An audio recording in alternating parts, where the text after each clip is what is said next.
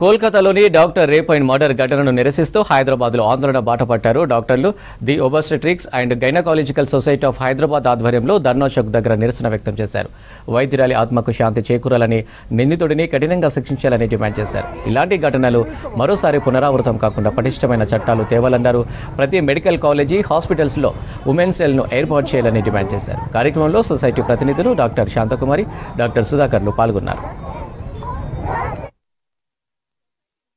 ఇలాంటి violence against women కాకుండా ఆపితే తప్ప మన దేశం బాగుపడదు.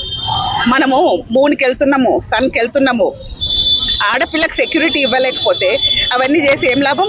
ఈ ఒక్క పరిస్థితి ఇలా ఈ లేడీ డాక్టర్కి ఈ పరిస్థితి గురైనప్పుడు ఒక్కరు కూడా విమెన్ ఆర్గనైజేషన్ కానీ పొలిటికల్ ఆర్గనైజేషన్ బయటకు వచ్చి అబ్జెక్ట్ చేయట్లేదు. అదే నిర్భయ కేసు, దిశ కేసు అయినప్పుడు ప్రతి ఓడు రోడ్డు మీదకి వచ్చినంటే అమ్మాయి డాక్టర్ అయితే అమ్మాయి చచ్చిపోయినా, రేపైనా, ఏమైనా ఎవరికి పర్వాలేదు.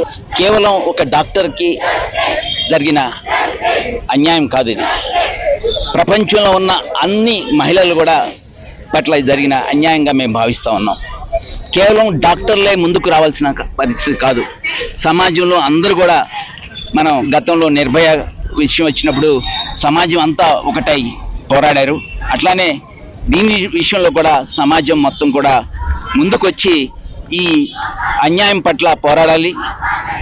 మంచి కఠినమైన శిక్ష పడాల్సిన అవసరం ఉంది. మరి దానికి లాస్ చేయాలి. ఎలాంటి లాస్ చేయాలంటే అది ఆ పని చేయాలని ఆలోచన వస్తేనే భయంతో చనిపోయేంత చట్టాలు మనం తీసుకురావాల్సిన అవసరం ఉంది. సమాజంలో అందరూ కూడా తీసుకురావాలి. దీనికి ముఖ్య కారణం అంత ఘోరంగా చంపారంటే కేవలం మానవ ప్రవృత్తి కాదు, అది రాక్షస ప్రవృత్తి. ఆ రాక్షస ప్రవృత్తికి కారణం అక్కడ డ్రగ్ మాఫియానే. ఈ డ్రగ్స్ కూడా దూరంగా ఉంచినప్పుడే మరి అందరి మీద అత్యాచారాలు దూరం అవుతాయి. మనం అందరం కూడా ఏకకంఠంతో కూడా దీన్ని ఖండించాల్సిన అవసరం ఉంది.